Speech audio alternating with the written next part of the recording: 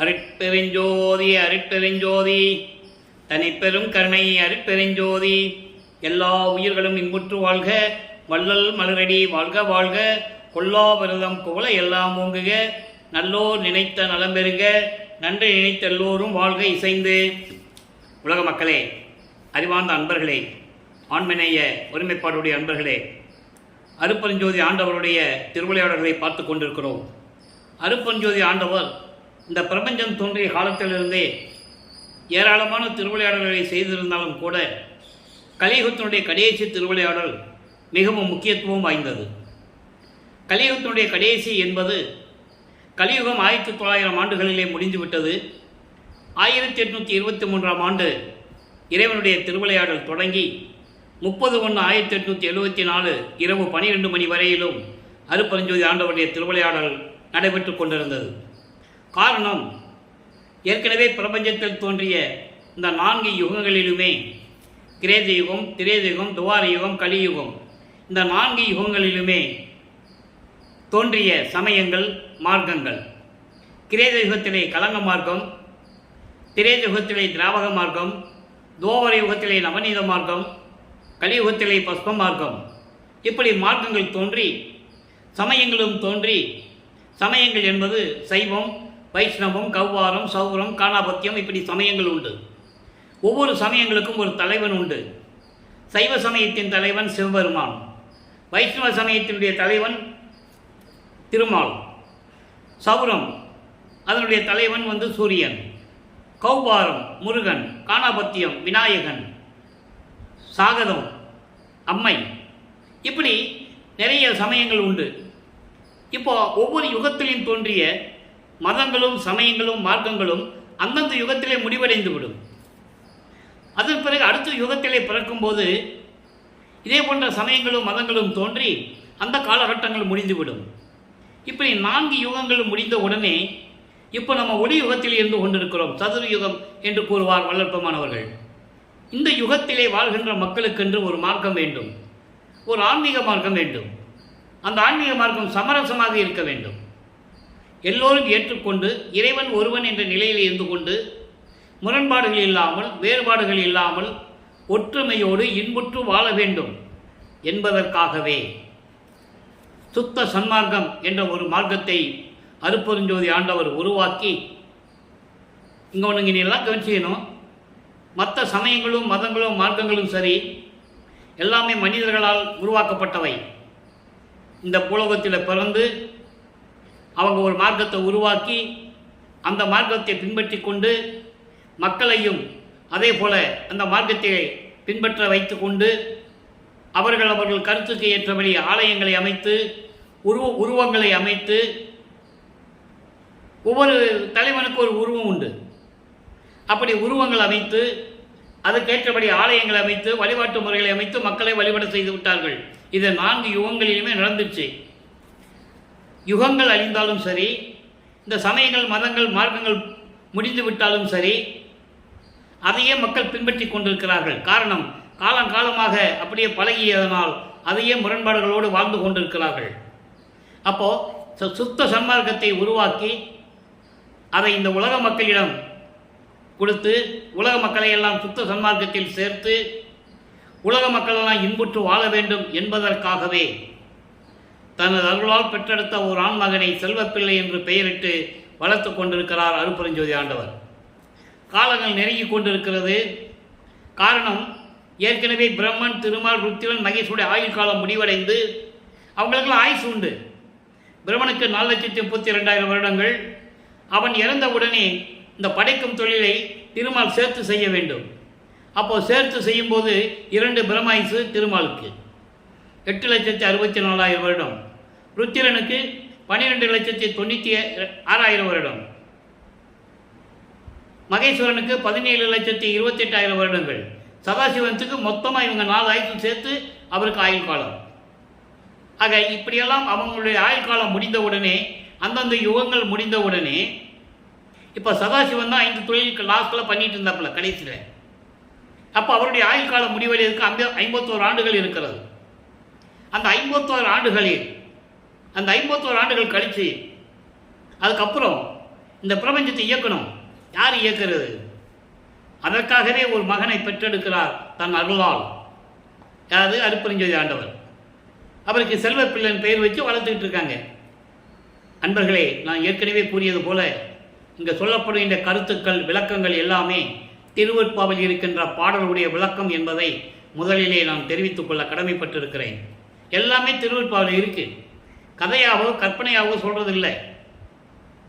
அப்போ அந்த நிலையில் இருக்கும்போது இந்த சமயங்களும் மதங்களும் மார்க்கங்களும் சூழ்ந்திருந்த காலகட்டங்களில் தனது மகனை உலகியலிலே ஒரு தாயின் வழியாக வருவிக்க செய்ய வேண்டும். அப்போ அருட்பெருஞ்சாண்டவர் என்ன பண்றாரு? பூலோகத்தில் சைவ குலத்திலிருந்து தன் மகனை கொண்டு வரணும். அந்த பாக்கியம் ராமையா பிள்ளை அவர்களுக்கும் சின்னையம்மை அவர்களுக்கும் கிடைத்தது. அவங்க இருந்த இடம் சிதம்பரம் பக்கத்தில் மருதூர் என்ற ஒரு கிராமம். அப்போ அந்த கிராமத்திலிருந்து இந்த உலகியலிலே தன் மகனை வருவிக்க செய்ய வேண்டும். ஆக ஒரு தாயின் கருவையிலே அமர வைத்து தன் மகனை அதன் பிறகு இந்த பூலோகத்திற்கு வருவிக்க செய்தார் அருட்பெருஞ்சோதி ஆண்டவர். இந்த 56 ஆண்டுகளையும் 8 ஆண்டுகளாக பிரித்து தனது மகனுக்கு அருளை கொடுத்து கொண்டிருக்கிறார் அருட்பெருஞ்சோதி ஆண்டவர். ஏனென்றால் தன் மகனை பக்குவப்படுத்த வேண்டும். சமயங்களிலும் மதங்களிலும் மார்க்கங்களில் இருக்க செய்து அதன் நெறிமுறைகளை பின்பற்ற செய்து அதன் பிறகு இது தேவையில்லை என்று உலக மக்களுக்கு சொல்ல வேண்டும். அதன் பிறகு தன் மகனுக்கு சுத்த சன்மார்க்கத்தை கொடுக்க வேண்டும். இந்த நிலையில் இருக்கும்போது தனது மகனை வருவிக்க செய்தார் அருட்பெருஞ்சோதி ஆண்டவர். தாயின் கருவறையிலே எப்படியெல்லாம் திருவிளையாடல் நடந்தது என்பதையும் அதன் பிறகு சிதம்பரத்திலே தன் மகனுக்கு சிதம்பர ரகசியத்தை காட்டியதையும் நாம் ஏற்கனவே விளக்கமாக பார்த்து விட்டோம். அதன் பிறகு 1ஆம் ஆண்டிலிருந்து 8 ஆண்டுகள் வரைக்கும் நமது பிள்ளை பெருமான் அவர்கள் எப்படியெல்லாம் இறைவனை அருளை பெறுவதற்கு எப்படியெல்லாம் கஷ்டப்பட்டார் என்பதையும் ஒவ்வொரு பாடலின் மூலமாக நாம் பார்த்து கொண்டிருந்தோம். 2வது 8க்கு வரும்போது, அதாவது 9வது ஆண்டில் தன் மகனை ஆட்கொண்ட இறைவன் மகன் முன் தோன்றி, மகனே, நீ என்னால் வருவிக்க உற்றவன், ஞானத்தை பெற்றுக்கொள், முன்பருவம் பின்பருவம் காட்டி உனக்கு அந்தந்த நேரங்களில் உனக்கு அருள் செய்வேன் என்று சொல்லி மறைந்து விடுகிறார். இப்போ வல்லப்பெருமான் அவர்களுக்கு இறைவனால் வருவிக்க உற்ற மகன் என்ற நிலை மட்டும் தெரியும். அந்த 8 ஆண்டுகள் வரைக்கும் அவர் யார் என்ற நிலை அவருக்கே தெரியாது. ஏதோ உலகத்தில் பிறந்துட்டோம், ஒரு குடும்பத்தில் பிறந்துட்டோம் அப்படின்னு மட்டும்தான் அவருக்கு தெரியும். அப்போ பள்ளிக்கூடத்தில் சேர்க்கிறாங்கல்ல, பள்ளிக்கூடத்துக்கு போக முடியாது அவரால். ஏன்னா அருட்பெருஞ்சாண்டவர் தன் மகன் எந்த ஆசிரியரையும் எந்த பள்ளியிலும் எந்த ஆசிரியரிடமும் போய் கல்வி கற்கக்கூடாது. உலக சந்தை படிப்பு, உலக படிப்பு தன் மகனுக்கு தேவையில்லை என்ற நிலையில் இருந்து கொண்டு அவருடைய மனம் ஒரு நிலையில் இல்லாமல் இருக்க செய்து கொண்டிருக்கிறார் அருட்பெருஞ்சோதி ஆண்டவர். அதே போல தன் மகன் யாரையும் குருவாக ஏற்றுக்கொள்ளக்கூடாது. இந்த நிலையில் இருந்து கொண்டிருக்கிறார் நமது பிள்ளை பெருமான் அவர்கள். அப்போ 9வது ஆண்டிலே ஞானத்தை பெற்ற பிறகு 2வது 8ல் சிவபெருமானை பற்றி முறையீடு செய்கிறார். திருவருள் முறையீடு என்ற பதியத்திலிருந்து 232 பாடலுடைய விளக்கத்தை நாம் பார்த்து விட்டோம். இப்போ தந்தையிட்ட சொல்லி சொல்லி அருளை பெற முடியவில்லை, பதிலே இல்லை. அப்போ அம்மையை பற்றி பாடினால், வடிவுடை மனை பற்றி பாடினால் அருளை வாங்கிவிடலாமோ என்ற ஒரு எண்ணத்தில் அம்மனை பற்றி பாடுவார், வடிவுடை மனை பற்றி பாடுவார். அது வடிவுடை மாணிக்க மாலையாக உருவாகியது. மொத்தம் 100 பாடல்கள் கொண்டது. இப்போதே 36வது பாடலை நம்ம பார்க்க போகிறோம். எல்லாம் கவனிங்க, அற்புதமான பாடல்கள் எல்லாம் உண்டு. ஏன் இறைவனுடைய திருவிளையாடலையும் வல்லப்பெருமானுடைய எப்படியெல்லாம் இந்த நிலையில் இருந்தார் என்பதையும் ஏன் கூறுகிறோம் என்றால், திருவருட்பாவிலிருந்து ஒவ்வொரு பாடலில் இருந்தும் அவருடைய நிலையை உலக மக்களுக்கு தெரியப்படுத்த வேண்டும். வல்லப்பெருமான் அவர்கள் வருவிக்க உற்று 202 ஆண்டுகள் முடிந்த நிலையிலும் கூட வல்லப்பெருமானை ஒரு சாதாரண குழந்தையாக பிறந்ததாகவும் சாதாரண மனிதனாகவே வாழ்ந்தார் என்றும் அதன் பிறகு துறவியானார் என்றும் இப்படி தான் பேசிகிட்டு இருந்தாங்க. அதல்ல, இப்போ பாடலை பாருங்கள். ஞானம் கிடைத்த பிறகு எப்படியெல்லாம் பாடல்களிலே நமக்கு அருளி இருக்கிறார்கள் என்பதை பார்த்து கொண்டிருக்கிறோம். வான் தேட 4 மறை தேட மாலுடன் வாரிச மேலவன் தேட வாரிசு மேலான் தேட மற்றை அருந்தவர் தேட என் அன்பின்மையனால் யான் தேட என் உள்ளம் சேர்ந்த ஒற்றியூர் எம் இருநிதியே மான் தேடும் வாட்கண் மயிலே வடிவுடை மாணிக்கமே. இது பாடல். இறைவனை எல்லாருமே தேடிக்கொண்டிருக்கிறார்கள். இப்போ நல்லா கவனிக்கணும் நீங்கள். இப்போ அவருக்கு அருப்பஞ்சோதி ஆண்டவர் யாருன்னு தெரியாது, சுத்த சன்மார்க்கம் என்னன்னு தெரியாது. தன் மகனை சைவ நெறியில் இருக்க செய்ததனால் சைவ சமயத்தின் தலைவனாகிய சிவபெருமானை இறைவன் என்று பாடிக்கொண்டிருக்கிறார். நல்லா கவனிச்சுட்டே வரணும் நீங்கள். அந்த சிவபெருமான் சமயங்களையும் மார்க்கங்களையும் சார்ந்தவன். மதங்களை சார்ந்தவர்கள் அவனை இறைவனாக, சைவ சமயத்தினுடைய இறைவனாக ஏற்றுக்கொண்டார்கள். சமயங்களும் மதங்களும் மார்க்கங்களும் சூழ்ந்திருந்த காலகட்டங்களில் நமது பிள்ளை பெருமானவர்கள் வருவிக்க உற்றதனால் இவரும் சிவபெருமானை வழிபட்டு கொண்டிருக்கிறார்.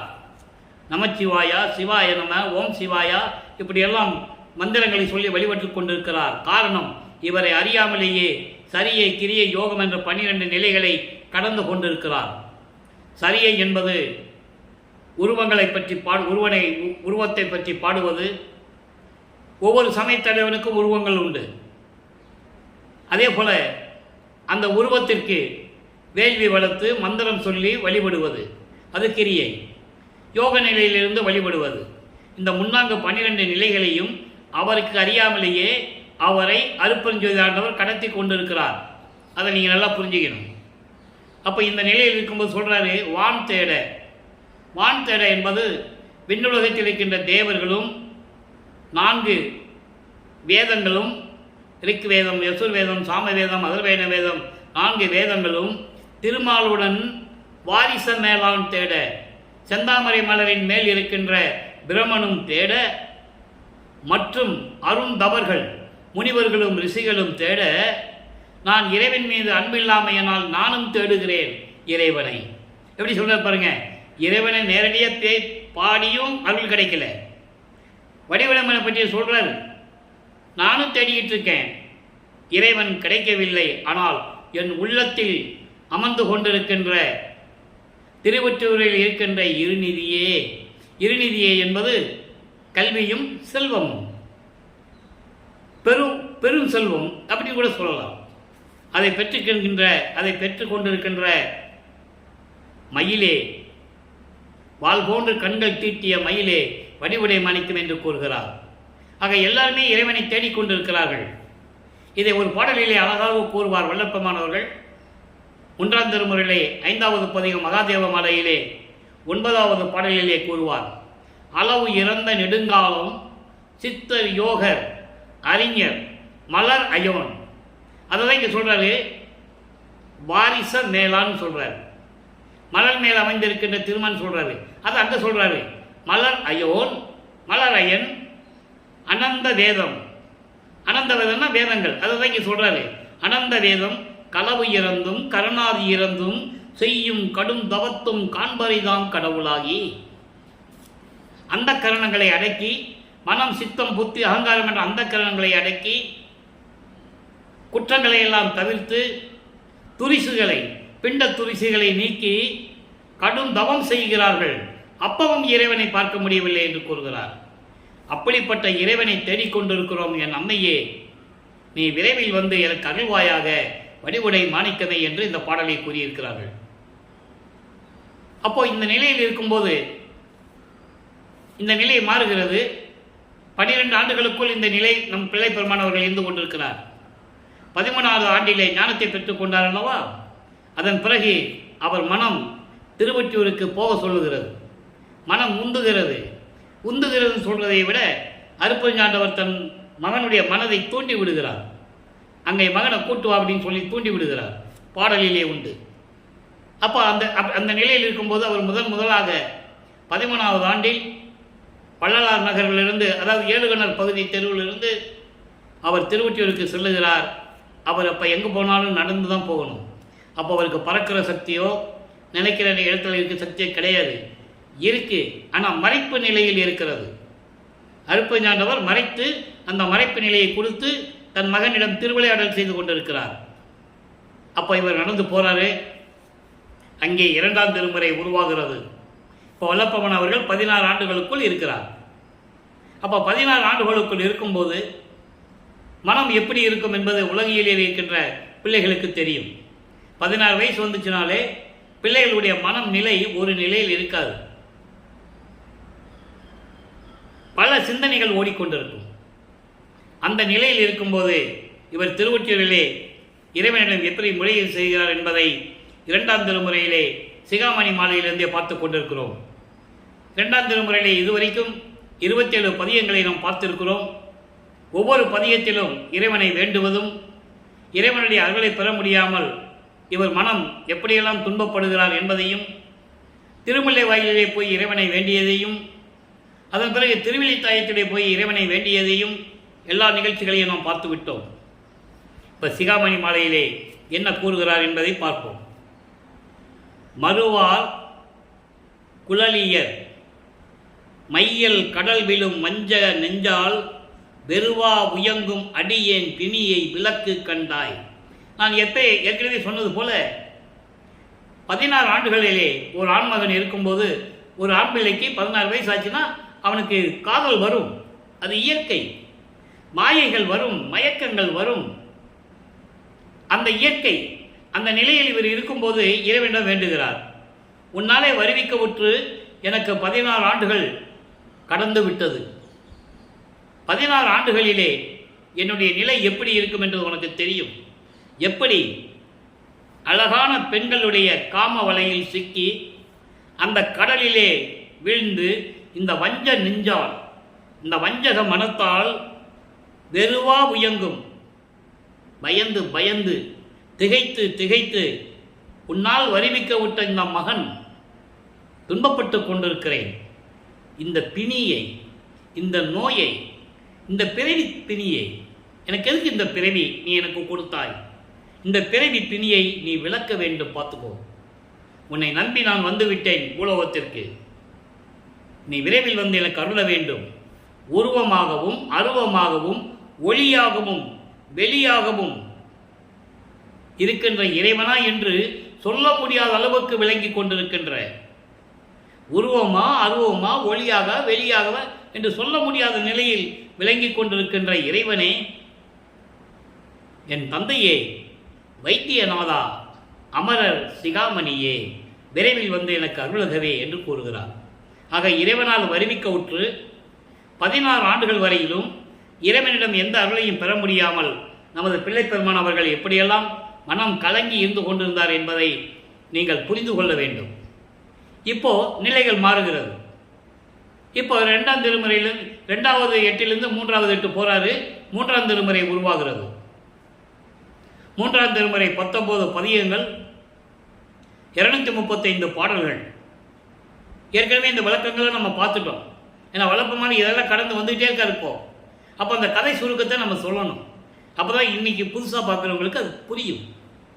அப்போ அந்த 19 பதியங்களில் என்ன சொன்னார்? இப்போது ஆண்டுகள் உருண்டோடுகிறது. இப்போ அதே திருவொற்றியூரில் நிற்கிறாரு. இப்போ இறைவன் காட்சி கொடுக்கிறார். தியாகராஜ பெருமான் காட்சி கொடுக்கிறார். அங்கே இருக்கிற சிவபெருமானுக்கு தியாகராஜ பெருமான், திருமலையில் இருக்கின்ற இறைவனுக்கு மாசிலாமணி. இப்படி ஒவ்வொரு இடத்துல இருக்கிற சிவபெருமானுக்கு ஒரு பேர் உண்டு. ஏன்னா அவங்க இஷ்டத்துக்கு அங்கங்கே பேர் வச்சு கூப்பிட ஆரம்பிச்சிட்டாங்க. அதை தான் மக்கள் வழிபட்டுக்கிட்டு இருக்காங்க. திருச்சியில் போய் மாசிலாமணின்னு சொல்ல முடியாது, மதுரையில் போய் சொல்ல முடியாது. மதுரையில் சொக்கநாதன் தான் சொல்லணும். சிதம்பரத்தில் போய் மாசிலாமணின்னு சொல்ல முடியாது, தியாகராஜ பெருமான் சொல்ல முடியாது, நடராஜன் தான் சொல்ல முடியும். இப்படி ஒவ்வொரு இடத்துக்கு பேர் வச்சு வழிபட்டதுனால மக்கள் அதையே பின்பற்றி கொண்டு இருக்கிறார்கள். இதை ஏன் சொல்கிறாருன்னா வல்லப்பெருமான், இதில் முரண்பாடுகள், ஒவ்வொரு இடத்துக்கு வேறுபாடுகள் உண்டு. இறைவன் ஒருவன் என்றால் ஒரே பெயர் தான் இருக்கணும், ஒரே வழிபாடு தான் இருக்கணும். அந்த முரண்பாடுகள், அந்த சங்கற்ப விகற்பங்கள் இருக்கக்கூடாது என்பதற்காக தான் சுத்த சன்மார்க்கத்துக்காக தன் மகனை வருவிக்க செய்தார் அருட்பெருஞ்சோதி ஆண்டவர். இப்போ எல்லா பதியங்களும் பார்த்துட்டோம் நம்ம. இப்போ காட்சி கொடுப்பாரு, மறைஞ்சிடுவார். அதுக்கப்புறம் இப்படியே நடந்துகிட்டு இருக்கு. நம்ம போனாலும் என்னன்னு கேட்கறது இல்லை. இப்போ காட்சி கொடுக்குறாரு, மறைஞ்சிடுறாரு. அப்போது நாளையும் கிளிகளையும் தூது அனுப்புவார். பதில் இருக்காது. அப்போது திருப்பியும் உலகியல் இருப்பது போல் இப்போ ஒரு குடும்பத்தில் பிள்ளைகளுக்கு கல்யாணம் பண்ணணும், இல்லை ஏதாவது ஒரு கஷ்டம் வருது, அதுக்கு ஏதாவது பரிகாரம் தேடணும் அப்படின்னு என்ன பண்ணுவாங்க? குறி கேட்க போவாங்க, ஜோசியம் பார்க்க போவாங்க. அதே போல் நமது பிள்ளை பெருமான் அவர்களும் ஜோசியம் பார்க்க போகிறாரு, ஒரு குறைச்சி பெண்ணிட குறி கேட்க போகிறாரு. எந்த விதமான அதிலிருந்து பதில் கிடைக்காது அவருக்கு. அதன் பிறகு 19வது பதிகத்திலே இறுதியாக இவர் 3வது எட்டிலே 24 ஆண்டுகள் முடிகின்ற நேரையில் அந்த வேளையில் இப்போ காட்சி கொடுத்துட்டு நேராக வருவார். இவர் ரொம்ப சந்தோஷமாக இருப்பார். எப்படியும் அருளை கொடுத்து சந்தோஷமாக இருக்கும்போது பக்கத்தில் வந்து கொஞ்சி விளையாடி கன்னத்தை கிள்ளிட்டு இவர் அப்படியே மெய் மறந்து இருப்பாரா, கண்ணை மூடிட்டு இருப்பாரா, உடனே திரும்பி யூட்டன் எடுத்து திரும்பி பார்க்காமல் ஓடுகின்றார்னு சொல்லுவார். அப்போ திரும்பி பார்க்காமல் சிவபெருமான் ஓடுவதும் இவர் பின்னால் விரட்டிட்டு போவார். ஓட்டத்தை பிடிக்க முடியாது. அப்போ அங்கே இருக்கிறவங்க பார்ப்பாங்கல்ல, ஏன்னா தினமும் அந்த கோயிலில் இவர் போய் அங்கே நிற்கும்போது பார்ப்பாங்கல்ல, என்ன ராமலிங்கம் தினமும் இங்கே வந்துடுறாப்புல, திடீர்னு ரோட்டு வழியாக தெரு வழியாக ஓடுறாப்புல நிற்பாட்டி கேட்பாங்க. இதெல்லாம் பாடலில் இருக்கிற விளக்கம், கதை அல்ல. அப்போ கேட்கும்போது இவர் சொல்லுவார், இல்லைங்க சிவபெருமான் ஓடினாரு, நான் பிடிக்க போனேன், பிடிக்க முடியல அப்படின்னு சொல்லுவார். அப்போது அவங்க சொல்லுவாங்க, என்னப்பா ராமலிங்கம், கலியுகத்தில் இதெல்லாம் நடக்கிற காரியமா அது? இப்படியெல்லாம் இருக்கிறியப்பா, வயசாகிக்கிட்டே போகுது, வேறு வேலைக்கு போகக்கூடாதா அப்படியெல்லாம் கேட்பாங்க.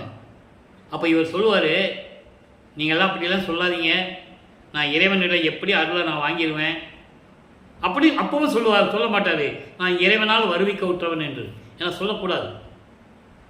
அப்போ அந்த நிலையில் இருக்கும்போது, ஏன்னா பாட்டிலேயே சொல்கிறாரு, இரு நிலத்து போல் வேடங்கட்டி இருத்திக்கொள்ளோ என்று சொல்லுவார்.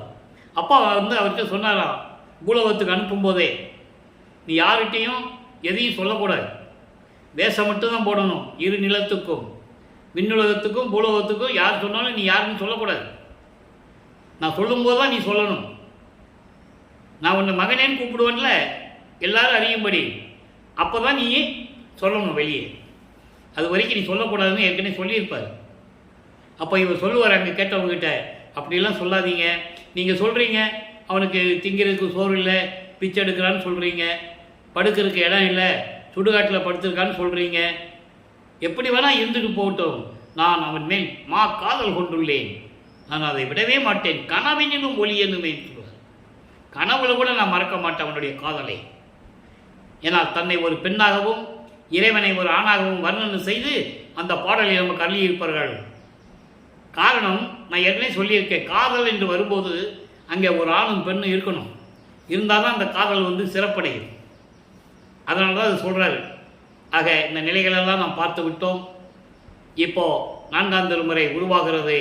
இப்போ வல்லப்பமானவர்கள் 25வது ஆண்டிலிருந்து 32 ஆண்டுகளுக்குள் எப்படி இருந்தார்? அதற்கு முதல் படியாக 27வது ஆண்டில் வருவிக்க உற்ற 27வது ஆண்டில் தனது திருமணத்தை நடத்த வேண்டும் என்று பெற்றோர்கள் சொல்ல, பெற்றோர்கள் என்பது இவர் வருவிக்க உற்றதனால் ஏற்பட்ட சொந்தங்கள். வல்லப்பெருமானுக்கு எந்த சொந்தமும் கிடையாது. அப்பாவோ அம்மாவோ அண்ணனோ தம்பியோ தங்கச்சியோ எந்த சொந்தமும் கிடையாது.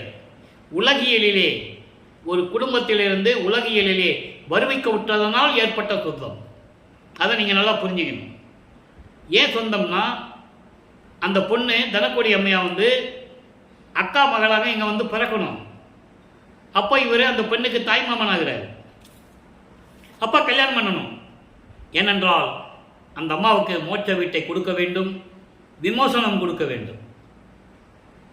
இது வந்து பாடல்களிலே உண்டு, யாரும் மறுக்க முடியாது. அவ்வளவு உண்மைகள் திருவருட்பாவிலே இருக்கு. அப்போ இது உலகியலுக்கு தெரியாது, உலக மக்களுக்கு தெரியாது, அதெல்லாம் தெரியாது.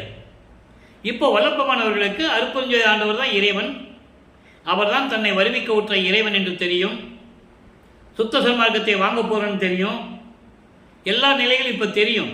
ஆனால் இன்னும் சுத்த சன்மார்க்கத்தை கொடுக்கல, இன்னும் இவர் வாங்கலை, இந்த கல்யாணத்தை முடிக்கணும்.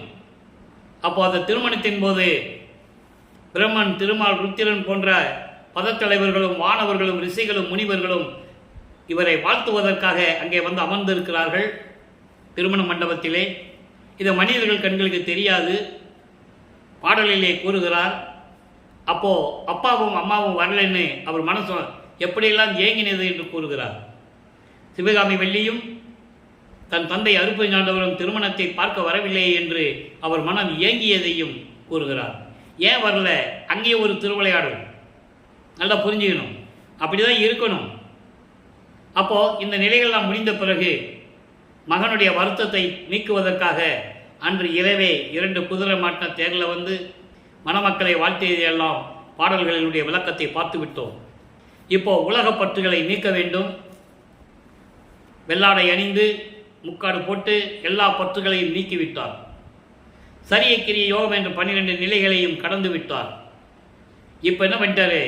இனிமே திருவொற்றியூர் போக முடியாது, திருமலை வாயிலுக்கும் திருவள்ளி தாயத்துக்கு போக முடியாது. ஏன்னா சமயங்களையும் மதங்களையும் மார்க்கங்களையும் விட்டாச்சு. சைவ சமயத்தின் அடையாளமாகிய திருநீர் பூசுவதை விட்டாச்சு.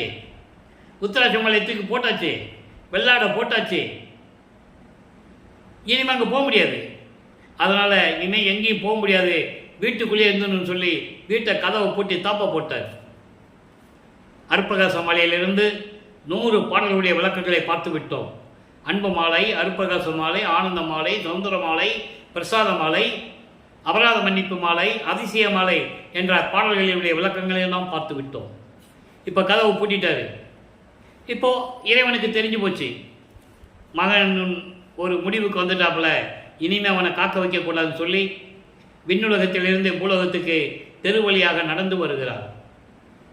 எப்படி தனது தந்தை கால் வலிக்க நடந்து வந்தார் என்பதை பாடல்களிலே அவருக்கு அருளியதை தெளிவாக பார்த்து விட்டோம். வீட்டை வந்து வீட்டை கதவு திறந்து ஒரு கால் உள்ளே வச்சு ஒரு கால் வெளியே வச்சு வா மகனின்னு சொல்லி மகனை கூப்பிட்டு இவர் உள்ளே வான்னு கூப்பிடுறாரு. எப்படி உள்ளே வருவார்? உள்ளே போனான்னா இவர் பூட்டிக்குவார், அது அவருக்கு தெரியும்.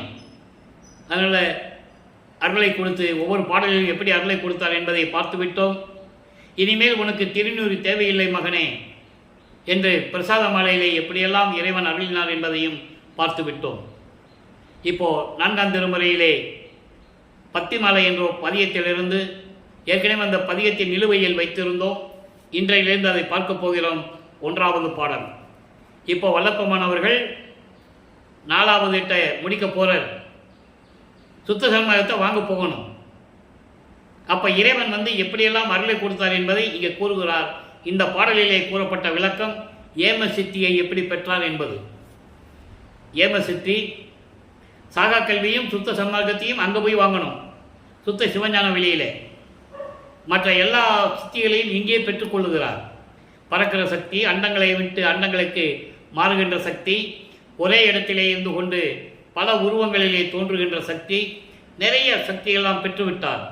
இப்போ பத்தி மாலையை பற்றி பார்க்கிறோம். இன்றைக்கு 1வது பாடல். நல்லா கவனிங்க. இப்போ வல்லப்பமானவர்கள் 4வது எட்டை முடிக்கப் போகிறார். அதாவது 32 ஆண்டுகளை கடக்கணும். இப்போ முடிய போகுது. அந்த நேரத்தில் எழுதியதுதான் இந்த பத்தி மாலை. நல்லா கவனிங்க. அருளுடையாய் அடியே நான் அருள் அருமை அறியேன், அறியாதே மறுத்த பிழை அத்தனையும் பொறுத்து. ஏன்னா அந்த கடைசி கட்டம் சமயங்களையும் மதங்களையும் மார்க்கங்களையும் விடுபட்டு வருகின்ற நேரம். அதை விட்டுணும். என்ன சொல்றாரு? எல்லாமுடைய அற்புதஞ்சோதி அற்புத கடவுளே, சுத்த சன்மார்க்கத்தின் முக்கிய தடைகளாகிய சமயங்கள், மதங்கள், மார்க்கங்கள் என்பவற்றின் ஆசார சங்கற்ப விகற்பங்களும், வருணம், ஆசிரமம் முதலிய உலகாச்சார சங்கற்ப விகற்பங்களும் எங்கள் மனதில் பற்றா வண்ணம் அருள் செய்தல் வேண்டும். தெளிவாக சொல்றாரு. அப்போ இதெல்லாம் விடணும். அப்போ இது கடைசி கட்டத்தில் என்ன சொல்றாரு? மருள் உடையேன் தன்னை அழைத்து திரும்பவும் என் கரத்தை மகிழ்ந்தளித்த பெரும் கருணை வண்ணம் என்றன் மனமும் தெருளுடைய கண்களும் விட்டு அகலாத இன்னும் தெரிகின்றதாயினும் என் சிந்தை உருகிலதே. அதாவது ஏற்கனவே எல்லா அருளையும் வாங்கியாச்சு. அது 2வது பதிகம் 4ஆம் திருமுறையில் 2வது பதிகத்தில் பார்த்தாச்சு. 3வது பதிகம் பிரசாத மாலையிலையும் பார்த்தாச்சு. 4வது பதிகம் ஆனந்த மாலை, அது எப்படி ஆனந்தமாக இருந்தது என்று அவர் சொல்லியாச்சு. இப்போ பத்தி மாலை என்பது திரும்பவும் தன் மகனுக்கு கொடுக்காத அருளை ஒரு பகுதி இருக்கு, ஏமசித்தி.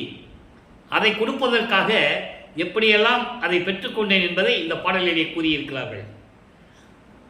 அருளுடையாய், எல்லா அருள் வல்லமை படைத்த இறைவனே, இந்த அடியேன் உன்னுடைய அருள் அருமையை பற்றி எனக்கு தெரியாது.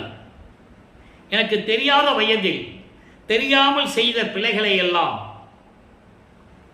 அறியாதே மறுத்த பிழை, தெரியாமல் செய்த தவறுகளை எல்லாம் அத்தனையும் மன்னித்து இந்த மாயைகளையும் மயக்கங்களையும் சிக்கிக் கொண்டிருந்தேனே, சமயங்களையும் மதங்களையும் மார்க்கங்களையும் பின்பற்றி கொண்டிருந்தேனே, அதையெல்லாம் நீக்கி வா மகனே என்று என்னை திரும்பவும் அழைத்து என் கரத்தை மகிழ்ந்து அழுத்த பெருங்கருணை வண்ணம் மீண்டும் எனக்கு அந்த சக்தியை கொடுத்தாயே, ஏம சித்தியை கொடுத்தாயே. என்னுடைய மனமும் அதை பார்த்து கொண்டிருந்த என் கண்களை விட்டு அகலாத நிலையில் அப்படி கண் கொள்ளா காட்சியாக என் கண்ணை தெரிஞ்சுக்கிட்டே இருக்குன்னு சொல்றார். அப்படிப்பட்ட நிலையில் இன்னும் தெரிகின்றதாயினும் இன்னும் என் கண்ணை விட்டு அகலவில்லை. அவ்வளவு நிகழ்ச்சியெல்லாம் நடந்தது.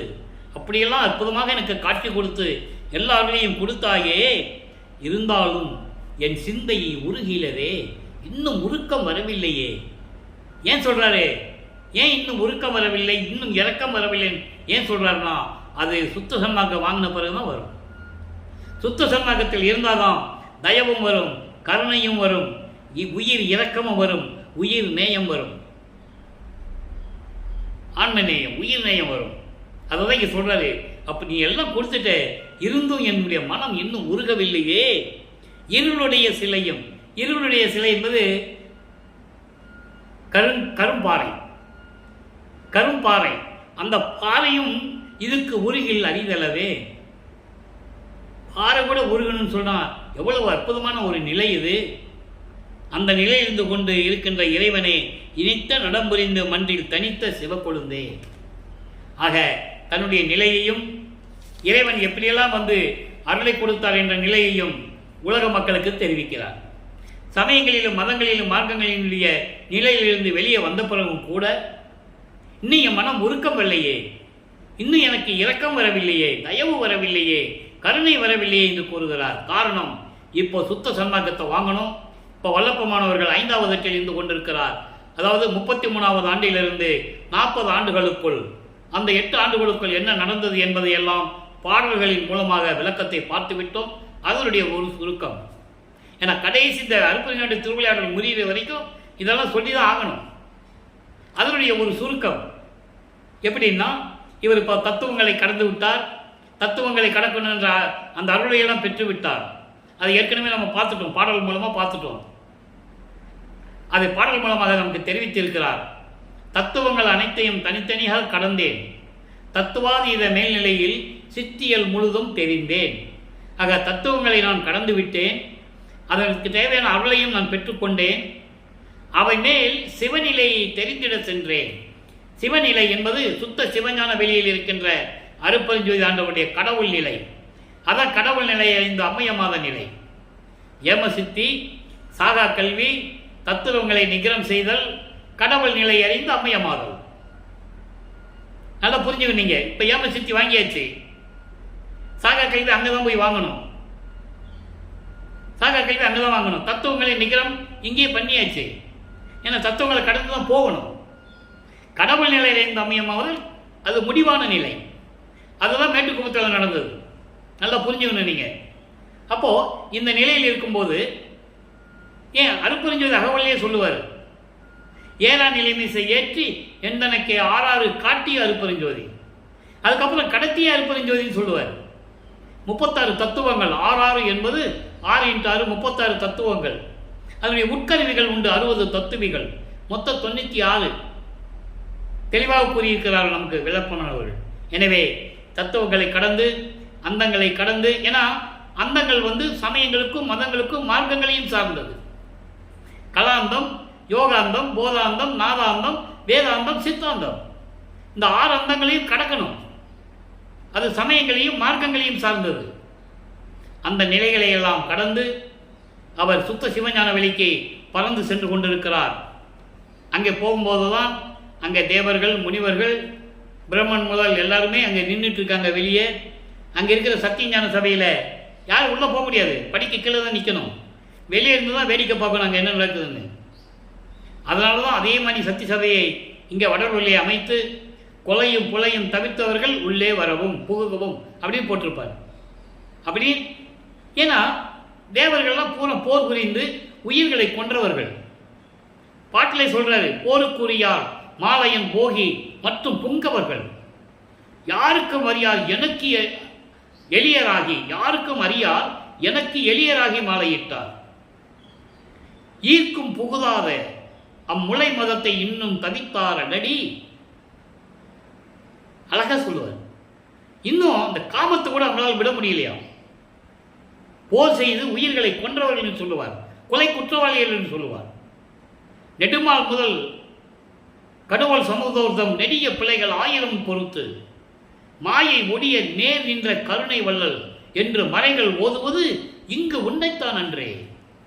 தெளிவா சொல்லுவாரு. பிரம்மணெல்லாம் வருணமா கொலை பாதகன்னு சொல்லுவார், பாடல் உண்டு. ஏன் இதை சொல்றாருன்னா, பிரபஞ்சத்தில் யாரும் சொல்ல முடியாததை சுத்த சன்மார்க்கத்துக்கு வரும்போது இந்த குணங்கள்லாம் அந்த அந்த தலைவர்களுக்கு இருக்கக்கூடாது. அவங்க சுத்த சன்மார்க்கத்தில் இல்லை, அதனால சத்திய சபைக்குள்ள போக முடியாது. அதனால வெளியே நிற்கிறாங்களாம். பாட்டில் இருக்கு. பாடலுடைய அந்த விளக்கத்தை தான் உங்களுக்கு சொல்லிட்டு இருக்கேன். அப்போ இவர் போகும்போது முதல்ல போறாரு. அப்போதான் முதல் தடவையாக போறாரு. 33வது ஆண்டில், 13வது ஆண்டில் முதல்ல திருவொற்றியூருக்கு போனார். 33வது ஆண்டில் இங்கே போறாரு. அப்போ அங்கே போகும்போது எல்லாரும் சொல்றாங்க, இவர் கேட்குறாரு, ஏன் இப்படி கூட்டமாக நிற்கிறீங்கன்னு கேட்குறாரு. நீங்கள் போங்க சாமி, உங்களுக்கு தகுதி உண்டு, நீங்கள் போகலாம். அதுக்கு பிறகு இவர் உள்ளே போகிறாரு. அங்கே மகனை வரவேற்கிறார் அருட்பெருஞ்சோதி ஆண்டவர். மகனை நாடைகளை கலைந்து சபலம் செய்து, சபலம்னா என்ன, சேவிங் செய்து முக சபலம் செய்து மங்கள நீராடி, அதாவது புனித நீராடி புத்தாடை அணிந்து அணிகலன்களை அணிந்து நகையெல்லாம் உடம்பெல்லாம் போட்டுக்கிட்டு மங்கள கோலத்துடன் வருவாயாக என்று மகனை கூறுகிறார். அவரும் அதே மாதிரி போய் சிங்காசனத்தில் அமருகிறார். அங்கே மணிமுடி சூட்டியவருக்கு சுத்த சன்மார்க்கத்தை கொடுக்கிறார் அருட்பெருஞ்சோதி ஆண்டவர். மகனே, இனிமேல் இது உன்மார்க்கம், சுத்த சன்மார்க்கம் இனிமேல் உன்மார்க்கம் என்று கூறுகிறார். அதனால தான் இவர் அதை என் மார்க்கம் என்று கூறுவார். அப்போ இந்த நிலையில் இருந்து கொண்டு எல்லார்களையும் பெற்றுக்கொண்டு சாகா கல்வியும் கற்றுக்கொண்டு, ஏன்னா அங்கே தேவர்கள்லாம் அப்படியே பொறாமையோடு பார்த்துட்டு இருக்காங்க என்பதை பாடல்களின் மூலமாக விளக்கமாக நாம் பார்த்துட்டோம். எல்லாம் பெற்றுக்கொண்டு மீண்டும் பூலோகத்திற்கு திரும்பி வருகிறார். அங்கேதான் கரும்பொழியிலே உறைவிடமாக கொண்டுள்ளார். அதற்கு முன்னால் நடந்ததெல்லாம் உலகியலிலே செவி வெளிவந்த செய்திகள்லாம் நிறைய உண்டு. அந்த விளக்கத்துக்குள்ள நம்ம போக வேண்டாம். கரும்பொழியில் உறைவிடமாக கொண்டுள்ளார். அப்போ அங்கிருந்த 9 ஆண்டுகளில் எப்படியெல்லாம் தந்தையும் மகனும் உரையாடினார்கள், ஜீவகாருண்ய ஒழுக்கத்தை இந்த பிரபஞ்சத்திற்கு பிரகடனப்படுத்த வேண்டும். அப்போ அதுக்கு ஒரு தர்மசாலையை உருவாக்க வேண்டும். பசியோடு வருகின்ற ஜீவர்களுக்கு பசியை போக்க வேண்டும் என்ற நிலைகளெல்லாம் உருவான பிறகு, ஏற்கனவே வல்லப்பமானவர்கள் பார்வதிபுரம் மக்களிடம் பேசியபடி அந்த இடத்தை அவர்கள் தானமாக கொடுக்க, அந்த இடத்தில் ஒரே நாளிலே 23/5/1867 தர்மசாலையை நிறுவி அணை அடுப்பை மூட்டி உணவை சமைத்து மக்களுக்கு வருகின்றவர்களுக்கெல்லாம், பசியோடு வருகின்றவர்களுக்கெல்லாம் பசியை போக்கிக் கொண்டிருக்கிறார் நமது இறைவன் வல்லப்பமானவர்கள். அதன் பிறகு 1869 நீதிமன்றத்திலே எப்படியெல்லாம் வழக்கு தொடர்ந்தார்கள், தீர்ப்பை எப்படியெல்லாம் பெற்று வந்தார் வல்லப்பமானவர்கள் என்பதையும் பார்த்து விட்டோம். அதன் பிறகு உத்தரஞான சிதம்பர மாலை உருவானது. உத்தரஞான சிதம்பர மாலையிலே இந்த இடம்தான் சுத்த சன்மார்க்கம் விளங்கக்கூடிய இடம். தர்மசாலையிலே இது உலக மக்களுக்கெல்லாம் எப்படி தெரியும், இங்கே தான் சத்தியஞான சபை நிறுவப்பட போகிறது என்ற சூட்சமமான விளக்கத்தையும், அருட்பெருஞ்சாண்டவர் தன் மகனுக்கு, மகனே ஒத்தாரும் இழிந்தாரும் நேர்கண்டு போவக்க இங்கே வருவாங்க, எல்லாருமே வருவாங்க, நீ பார்த்துக்கோ, ஒத்தாருக்கு நீ அருளை கொடு, மற்றவர்களுக்கு பரிகாரம் கொடுக்கணும், அதை நான் பார்த்துக்கிறேன். நிறைய விஷயங்கள்லாம் உத்தரஞான சிதம்பர மாலையில் உண்டு. அதெல்லாம் முடிந்த பிறகு ஏற்கனவே உலகியல் செய்திப்படி சங்கராச்சாரியார் வந்ததும் அவரிடம் உரையாடியதையும் இவருடைய அற்புத அதிசயங்களை பார்த்து அவர் ஆச்சரியப்பட்டு திரும்பி போனதும் இதெல்லாம் நம்ம ஏற்கனவே பார்த்து விட்டோம். அங்கே இருக்கும்போது நடராஜபதி மாலையும் சர்க்குரிமணி மாலையும் 2 பதியங்கள் இருக்கின்ற பாடலுடைய விளக்கங்களை எல்லாம் பார்த்து விட்டோம். இப்போ அம்பலவாணர் வருகையிலே ஒரு பாடல், அதன் பிறகு அனுபவ மாலையிலே தன்னுடைய அனுபவங்களை எப்படி கூறுகிறார் என்ற விளக்கத்தையும் பார்க்க போகிறோம். இப்போ வல்லப்பமானவர்கள் 6வது எட்டில் இருந்து கொண்டிருக்கிறார். 48 ஆண்டுகளுக்குள் இருந்து கொண்டிருக்கிறார். இனிமே பாக்கி என்ன இருக்கு? அருப்பெருஞ்சோதியை வாங்கணும், திருவருள் செங்கோலாட்சி வாங்கணும். அவரை இறைவன் தந்தை மகனோட 2 கலந்து 2 பேரும் அருப்பெருஞ்சோதி ஆண்டவராகணும். ஏனென்றால் சுத்த சன்மார்க்கத்துடைய நெறியே இறைவன் ஒருவன் தான். அந்த ஒரே நோக்கத்திற்காக தன் மகனை தன்னோடு இணைத்து கொண்டு அருப்பெருஞ்சோதி ஆண்டவராகிறார்கள் என்பதை நீங்கள் புரிந்து கொள்ள வேண்டும். உலகம் உடையவரே, எல்லா உலகங்களையும் உடைய அருப்பெருஞ்சோதி ஆண்டவரே, உண்மை உரைக்கின்றவரே, எப்பயுமே பிரபஞ்சத்தின் உண்மையை எனக்கு சொல்லுகின்ற இறைவனே, கலகம் அறுத்து ஆண்டவரே. கலகம் அறுத்து ஆண்டவரே என்பது ஏற்கனவே சமயங்களும் மதங்களும் மார்க்கங்களும் சூழ்ந்திருந்த காலகட்டங்களில் நான் மாயைகளையும் மயக்கங்களையும் ஏற்றுக்கொண்டு நான் திரிந்து கொண்டிருந்த போது எது உண்மை, மாயை மயக்கம்னா எது உண்மை எது பொய்ன்னு தெரியாது. அந்த நிலையில் நான் இருந்து கொண்டிருக்கும் போது எனது மனம் எப்படியெல்லாம் கலக்கம் அடைந்தது. அந்த கலக்கங்களை எல்லாம் நீக்கி என்னை ஆண்ட இறைவனே, கண்ணனைய காதலரே, என் கண்ணுக்குள் இருக்கின்ற காதலன் போன்று இருக்கின்ற என் இறைவனே, அருப்பெருஞ்சோதியே, அழகறியா பெருமையரே, உன்னுடைய பெருமையை எப்படி சொல்ல முடியும்? அளவிட முடியாது. அப்படிப்பட்ட இறைவனே, அற்புத பொற்ஜோதியரே, அற்புதமான அருப்பெருஞ்சோதியரே, இலகும் சபாபதியரே, சத்தியஞான சபையில் இருக்கின்ற இறைவனே, என்னுடைய நாயகரே, அணையவாரீர் என்று கூறுகிறார். ஏன் இந்த பதிகம் உருவானது என்றால், ஆண்டுகள் கடந்து கொண்டிருக்கிறது. எப்படி தனித்தனியாக இருக்கிறது? நீ விண்ணுலகத்தில் இருக்கின்றாய், அங்கே இருக்கிற, அங்கே இருந்துட்டு என்ன பண்ணுறேன்னு தெரியல. நான் இங்கே இருக்கிறேன். ஒரு பாடலில் சொல்லுவார், அந்த பாடல் விளக்கத்தில் நம்ம ஏற்கனவே பார்த்துட்டோம். நீ திரும்பி வந்துரு, இனிமேல் நான் என்னால் பிரிஞ்சு இருக்க முடியாது. எம்மையினும் என்னை விட்டு இறையும் பிரியாது, அம்மையும் அப்பனுமா அருப்பெருஞ்சோதி தெளிவாக சொல்லுவார். அதுமே இனிமேல் நான் பிரிஞ்சே இருக்க முடியாது, உன்னால் என்னாலேயும் இருக்க முடியாது, நீ விரைவில் வான்னு சொல்றதுக்காக தான் இந்த பதிகம் உருவானது. இப்போ அனுபவ மாலையிலே 36வது பாடல். அனுபவ மாலை என்பது தான் பெற்ற அனுபவங்களை, இறைவனிருந்து பெற்ற அனுபவங்களை பாடல்களாக உலக மக்களுக்கு அருளியிருக்கிறார்கள் வல்லப்பெருமானவர்கள். இந்த பாடலிலே தன்னை மனைவியாகவும் இறைவனை கணவனாகவும் வர்ணனை செய்து ஒரு தோழியிடம் சொல்லுவது போல உலக மக்களுக்கு அவருடைய அனுபவத்தை கூறிக்கொண்டிருக்கிறார். மிகவும் எளிமையான பாடல்.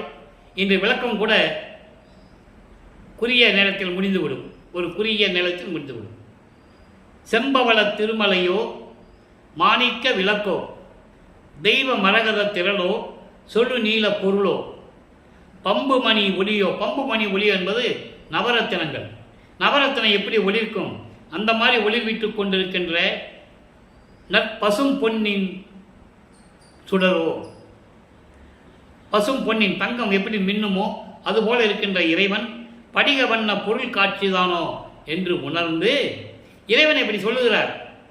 நீ பவளமலையா, மாணிக்க விளக்கா, சொல்லு நீலம் நிறம் போன்ற மலையா, இப்படியெல்லாம் இருக்கின்ற இறைவனே என்று உணர்ந்து எம்பர மன்ற எம்பெருமான் புறவண்ணம் யாவோ. அங்கே சத்தியஞான சபையிலே இருந்து கொண்டு திருவிளையாடல் செய்து கொண்டிருக்கின்ற என்னுடைய எம்பெருமானுடைய புறவண்ணம், புறவண்ணம் வெளித்தோற்றம், வெளித்தோற்றம் யாவோ என்று நினைத்து கொண்டிருக்கிறார்களே என்பாரேல். என்பாரேல் என்ன அப்படியெல்லாம் நினைச்சிட்டு இருக்காங்க. வெளித்தோற்றம் எப்படி இருக்குமோ என்று நினைச்சிட்டு இருக்காங்க. அதே ஆளுங்க வெளித்தோற்றத்தையே நினைச்சிட்டு இருக்கிறாங்களே தவிர அகவண்ணம், அகவண்ணம் யார் உரைக்க வல்லார்? அவருடைய அகவண்ணத்தை, சுயரூபத்தை யாரால் சொல்ல முடியும்?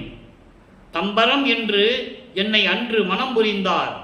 தம்பரம் என்று, தம்பரம் என்பது உரிமையோடு, எனது மகன் என்ற உரிமையோடு என்னை அன்று வந்து ஆண்டு கொண்டார்.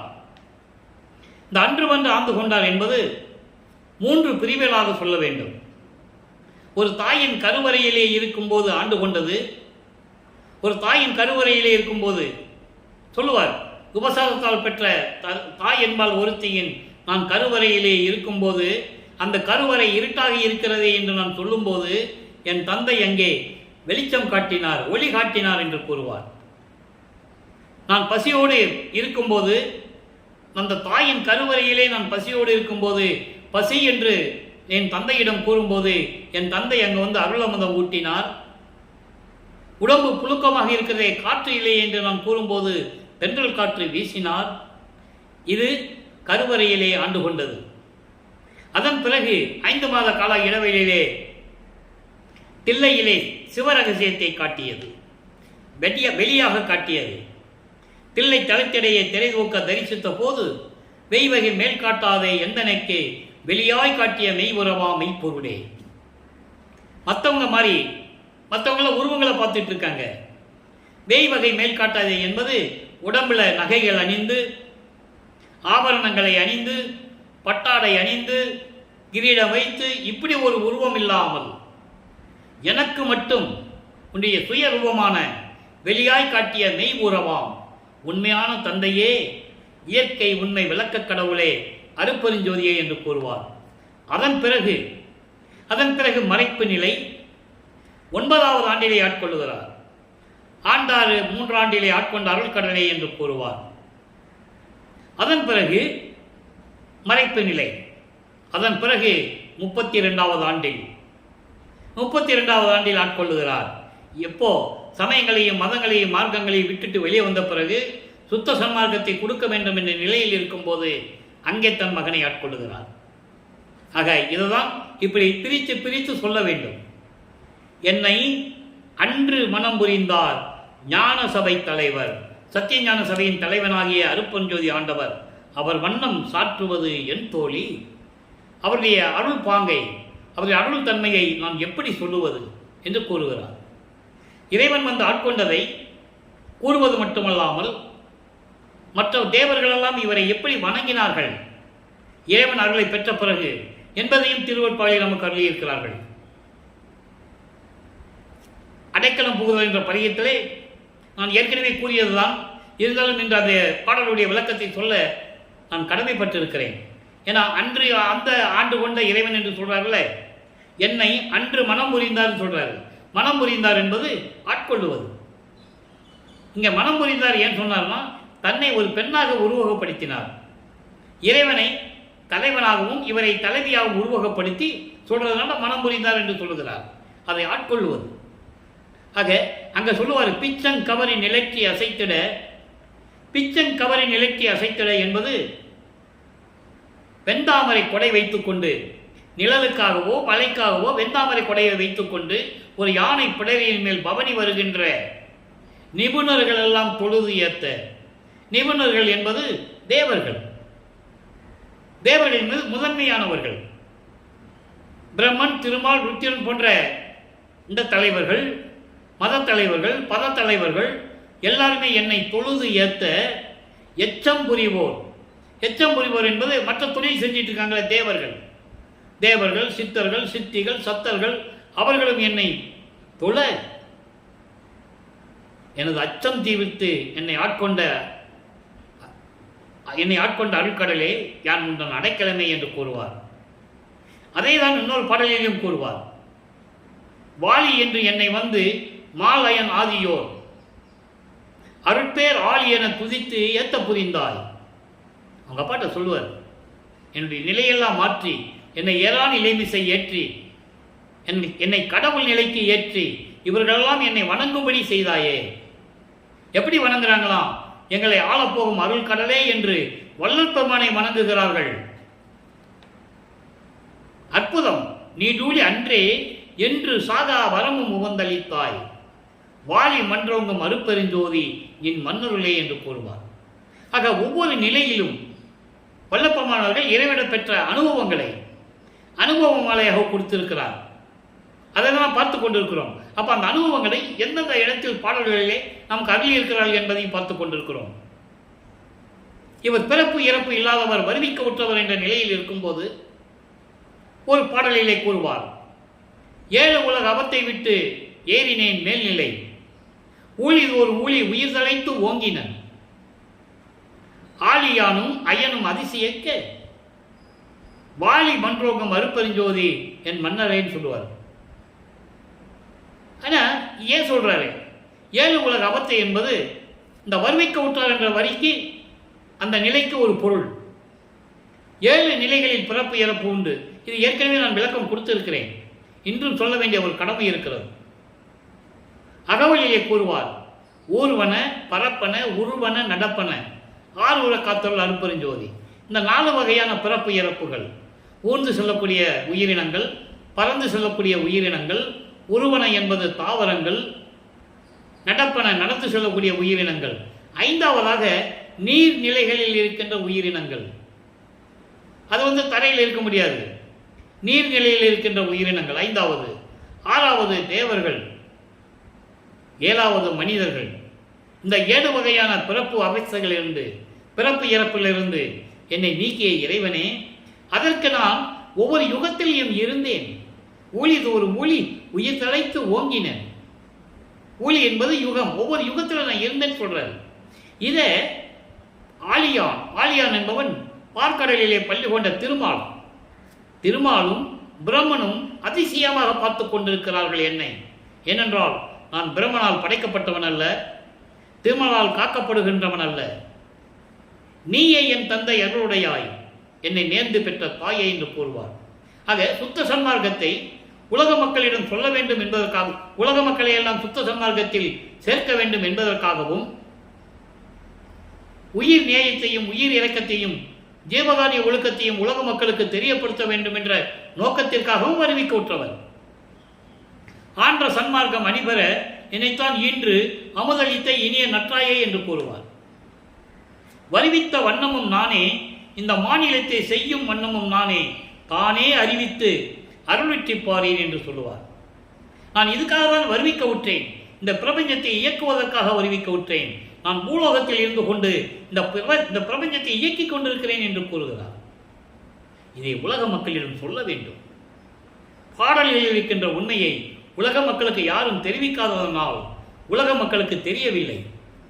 202 ஆண்டுகளாகியும் வல்லப்பமானவர்கள் வருவிக்க உற்று 202 ஆண்டுகளாகியும் அவருடைய அருள் நிலையை யாருமே கூறியதில்லை.